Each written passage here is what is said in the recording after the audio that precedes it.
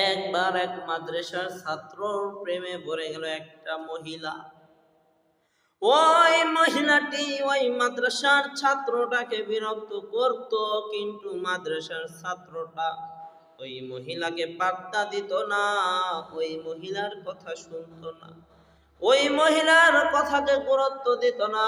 এরকম করতে করতে মহিলাটা বুদ্ধি করে একটা কারণ খাটাইলো, এমন একটা ষড়যন্ত্র সে মহিলাটা করলো যে এইভাবে তো এই ছাত্রটাকে বসে আনা যাবে না, অন্য উপায়ে চেষ্টা করতে হবে।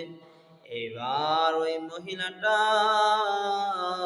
ওই মাদ্রাসার ছাত্রটাকে অন্য একটা মেয়ের হাতে চিঠি পাঠালো যে হুজুর, আমার বাসায় আপনাকে যেতে হবে, আমার বাচ্চা একটু কান্না করতেছে, কান্না। এই কথা শোনা মাত্র হুজুর বলল, ঠিক আছে, আমি আসরের সালাত আদায় করার পরে আপনার বাসায় গিয়ে বাচ্চাকে জিয়ারত করে আসব। এবার ওই মাদ্রাসার ছাত্রটি যখন ওই মহিলার বাসায় যখন চলে গেল, সরল মনের বাজার যাওয়ার পরে যখন ওই মাদ্রাসার ছাত্রটি যখন তার বাসার গেট দিয়ে যখন ঢুকলো, তখন ওই মহিলাটি দরজাটা লেগে দিল। লেগে দেওয়ার পরে মহিলাটি বলতেছে, হুজুর, আমি আপনাকে অনেক চেষ্টা করি অনেক কিছু বলার, আপনার সাথে অনেক চেষ্টা করি অনেক কিছু করার হুজুর, কিন্তু আপনি কেন পাত্তা দেন না?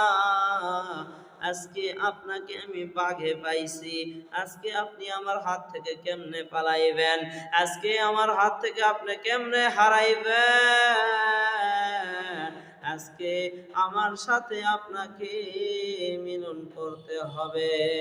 এই কথা শোনা মাত্র মাদ্রাসার ছাত্রটির গাও শিউরে উঠল রে বাজার।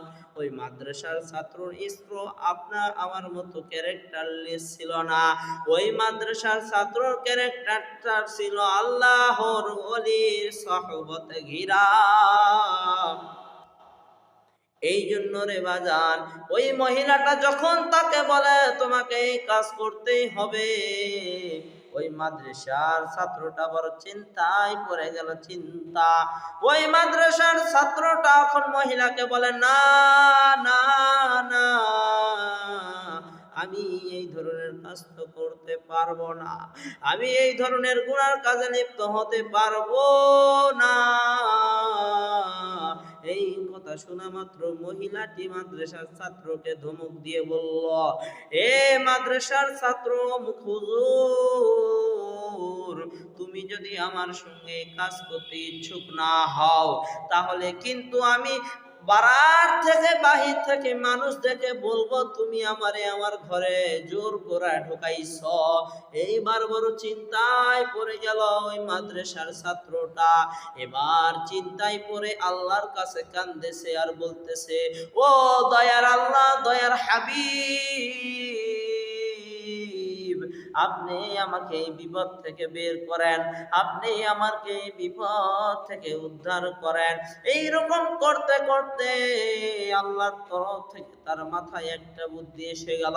এবার ওই বাচ্চাটি অর্থাৎ মাদ্রাসার ছাত্রটি বলতেছে, ও ওই যে মেয়ে, তোমার সাথে আমি ওইসব করবো, কোনো সমস্যা নাই, তবে আমি একটু 2 নাম্বার অর্থাৎ বাথরুমে যাব, আমি একটু বাথরুমে যাব, আমার একটু বাথরুম জোর পাইছে, আমি অবশ্যই বাথরুম করে তোমার সঙ্গে মিলন করব। এই কথা শোনা মাত্র মহিলাটি বলতেছে, যাও যাও, আমার ঘরে বাথরুম আছে, বাহিরে যাওয়ার কোনো রাস্তা নাই, গেট লাগা থাকবে, তুমি তোমার কাজ সারো, কোনো অসুবিধা নাই।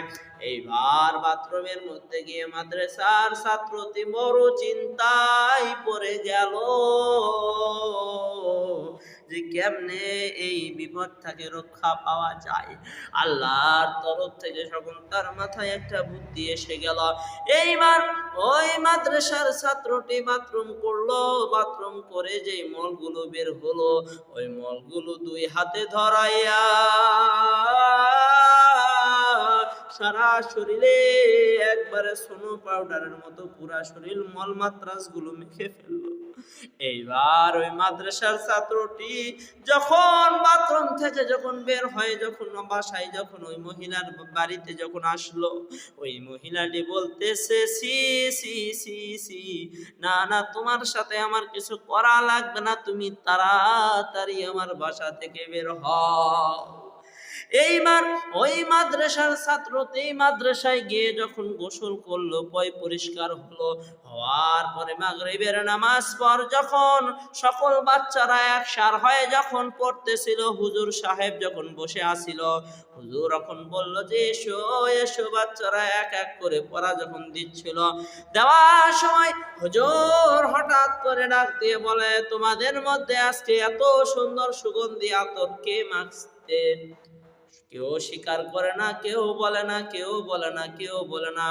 যাকে যাকে জিজ্ঞেস করে হুজুর বলল, না না আমি তো মাখি নাই, আমি তো মাখি নাই। এইবার যে ছেলেটি, যে মাদ্রাসার ছেলেটি পায়খানাটা মুখ চোখের মধ্যে পুরা শরীরের মধ্যে মাখছিল, ওই মাদ্রাসার ছেলেটি বলতেছে, এত করে গা ঘষলাম, এত করে এত কিছু করলাম, তাও তো মনে হয় আমার গা থেকে গন্ধটা যায় নাই, তাও তো মনে হয় আমার গা থেকে দুর্গন্ধটা যায় নাই। এই জন্য আমার হুজুর মনে হয় একটু ইয়ার্কি করে টিস্কারি করে দুর্গন্ধকে সুগন্ধ বলতেছে। এইবার হুজুর সাহেব যখন দেখে একটা একটা করে বাচ্চাকে যখন ডাকতেছে, সকলে যখন বলে, না না হুজুর আমি এই আতরটা মাখি নাই, ওই বাচ্চাটি যখন মাথা নিচ দিকে হেলে যখন কাঁদতেছে আর বলতেছে, হুজুর আমি মনে করছি আপনি মনে হয় এই দুর্গন্ধটাকে সুগন্ধ রূপান্তরিত করছেন বলতেছেন। হুজুর ডাকতে বলেন, না না না আমি মিথ্যা কথা বলি নাই, তোমার গা থেকে তো নুরানি গন্ধ বের হইতেছে। সূরা কন্নাকা সুবহানাল্লাহ। তাহলে বলেন তো, আল্লাহর পথে যদি থাকে তাহলে রক্ষা করে কে?